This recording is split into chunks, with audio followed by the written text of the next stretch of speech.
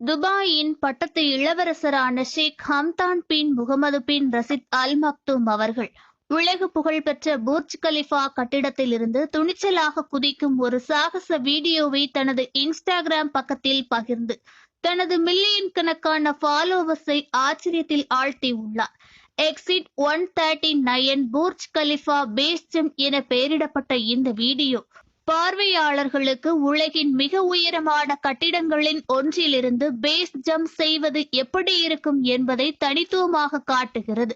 நேற்று வெளியிட்ட இந்த வீடியோ 15 நாடுகளை சார்ந்த 31 விளையாட்டு வீரர்களின் நம்ப முடியாத முயற்சிகளை காட்டுகிறது.